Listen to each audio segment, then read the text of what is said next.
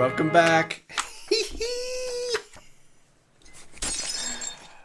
Thanks to Trance Kelly and the Presidential Stories Band for that great theme song.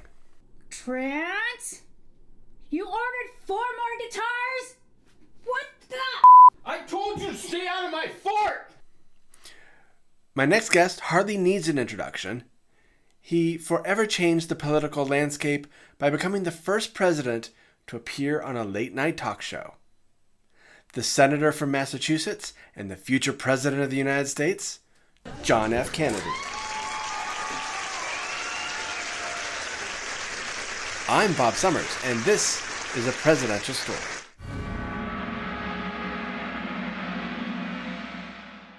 John F. Kennedy wrote an article for the November 14th, 1959 issue of TV Guide titled, "A Force That Has Changed the Political Scene."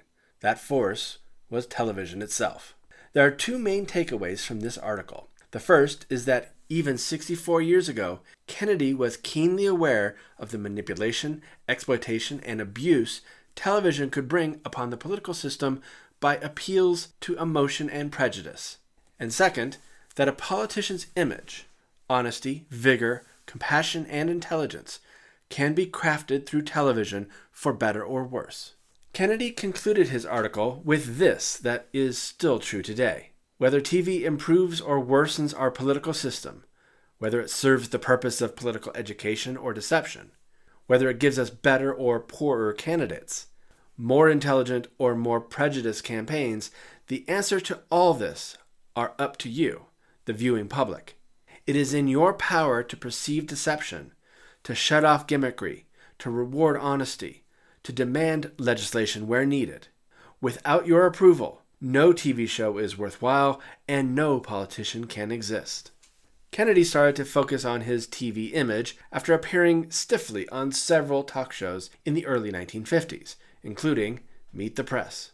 He continued to craft his image when he appeared with his new wife, Jackie, on an October 1953 episode of Person to Person with Edward R. Murrow.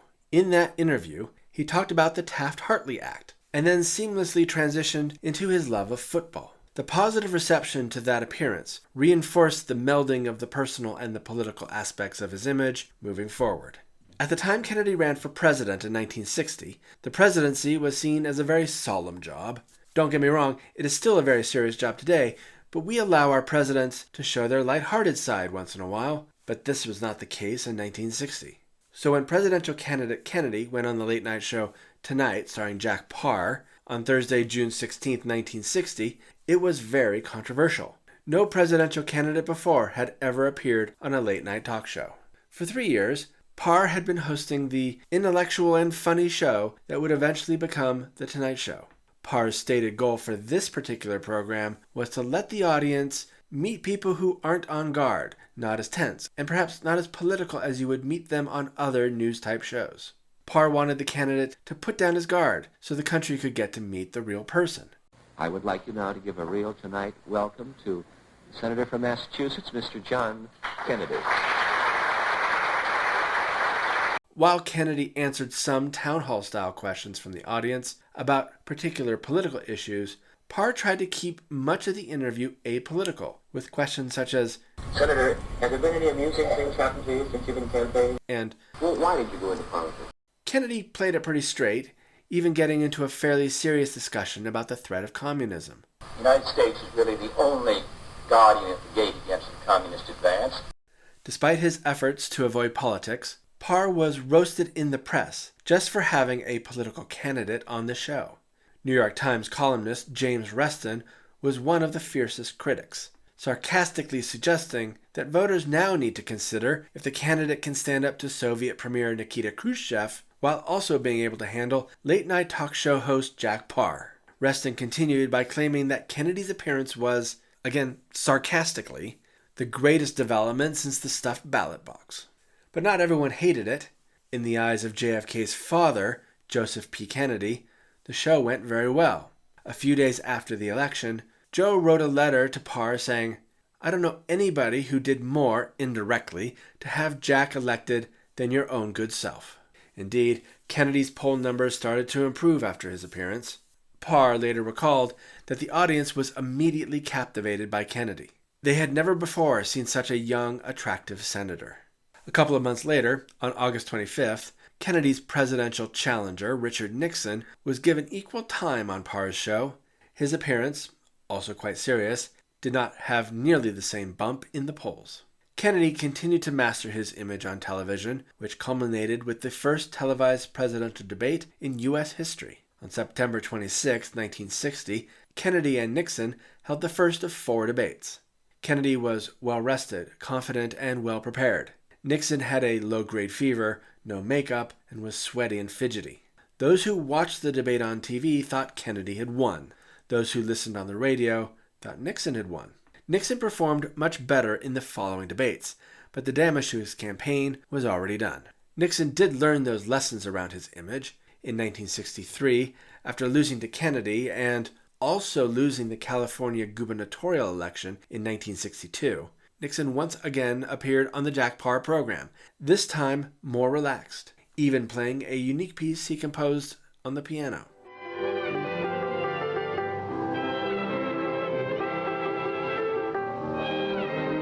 The pinnacle of Nixon's image transformation came while running for the Republican presidential nomination in 1968. On the Season 2 premiere episode of Laugh-In, which aired 2 months before the election, Nixon made a 5-second cameo in which he uttered the show's famous catchphrase, "Sock it to me." But it was more of a question.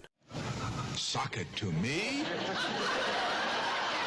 When the show's co-host Dick Martin helped conceive of the cameo, even NBC, which aired it, asked, "But what if he becomes president?"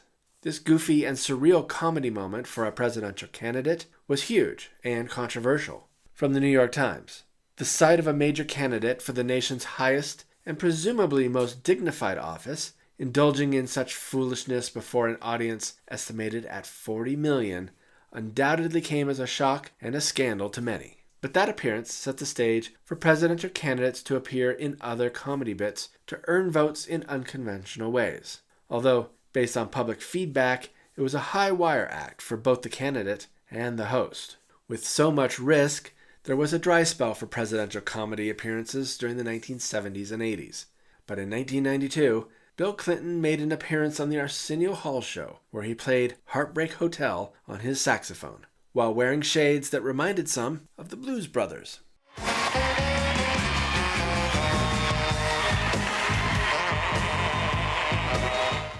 The Washington Post called it a lesson in how to electioneer in the brave new world of American politics. But they also called it unpresidential. Others called it undignified, embarrassing, and goofy. But Clinton did win. In 2000, George W. Bush learned from his father's mistake in the 1992 election when he appeared on The Late Show with David Letterman to read the top 10 changes I'll make in the White House. And number 1, tax relief for all Americans except smart aleck talk show hosts. Hey, wait a minute. In 2016, in New York City's Studio B at 30 Rockefeller Center, the exact same studio in which Kennedy appeared on Parr's show, Donald Trump appeared on The Tonight Show with Jimmy Fallon. Like Paar, Fallon kept the appearance apolitical, even tousling Trump's hair. And like Paar, Fallon was criticized, but not for being too political, for not being political enough. Apparently, late-night talk shows are only good for campaigning. To date, only one person has ever appeared on a late-night show while president, Barack Obama. In 2009, President Obama became the first sitting president to appear on a late-night talk show when he appeared on The Tonight Show with Jay Leno, which was followed by many more appearances on many different shows over his 2 terms. That's our show tonight, folks. Thanks for watching. If this video made you want to stay up and watch some late-night TV, help out the channel, like and subscribe. And please visit POTUS.com to learn more interesting facts about the presidents.